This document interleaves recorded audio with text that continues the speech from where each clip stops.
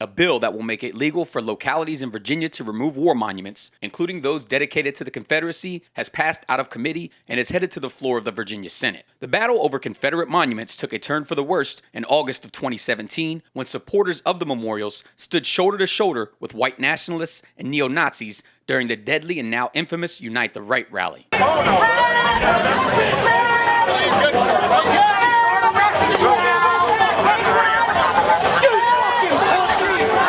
Which saw armed men patrolling the streets, waving Confederate and Nazi flags, and assaulting minorities and anti-racist protesters. Which also saw 32-year-old paralegal Heather Heyer murdered after a car driven by white nationalist coward James Alex Fields Jr. plowed through the crowd that Heather was standing with. Yesterday, Anna Malnosky spoke about that day to the Senate Local Government Committee before the committee voted 8-7 along party lines to advance the bill. The people who stand for hate, who will speak in opposition to this bill, will tell you this is about heritage. They'll tell you they want to venerate their ancestors who fought for state rights, or maybe talk about Southern pride. But everybody, from scholars to regular citizens, know the Civil War was about slavery. It was a war fought between those who view humans as equal and those who believe Black people were inferior to them. The Confederate sympathizers will tell you that they aren't the same as the alt-right terrorists who came that day. Dozens of flaggers, Confederates stood shoulder to shoulder with the Klan and also alt-right terrorists. The white supremacists converged on the city of Charlottesville on that fateful day because Charlottesville City Council had voted to remove a Confederate statue in a downtown city park of Confederate General Robert E. Lee. Kristen Sakos was one of the councilors that voted to remove the Lee statue. She told the committee that she received death threats along with other councilors for voting to remove the statue. The moment the discussion began, the death threats started.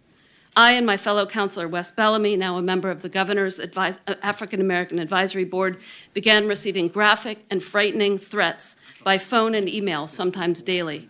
Our children and one of my foster children were threatened as well.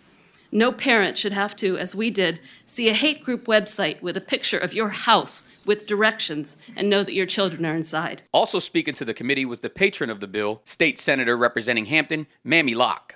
And like so many other states, Virginia's monuments to the Confederacy were largely erected in the early 20th century, approximately 40 to 50 years after the end of the Civil War.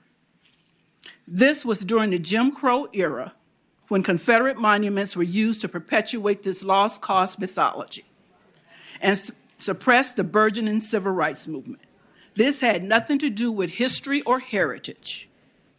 These portrayals of Confederate leadership as grand, heroic figures misinforms the public, distorts our understanding of our history, and attempts to gloss over the oppression and injustice the subjects fought a war and spilled American blood to perpetuate. Representatives speaking on behalf of Governor Ralph Northam, Attorney General Mark Herring, and the city of Charlottesville approached the podium to tell the committee that they support the bill. Several people spoke out against the bill. Ironically, not a single woman or person of color were amongst those that were against the bill. The bill was co-patroned by Senators Cree Deeds and Lionel Spruill. The Virginia House of Delegates is expected to take up its version of the legislation later this week. If the bill passes the full Senate and the House of Delegates, Virginia Governor Ralph Northam has said he would pass such a bill without hesitation. In the Breaking Through Newsroom, Theodore Whitelow, Breaking Through News.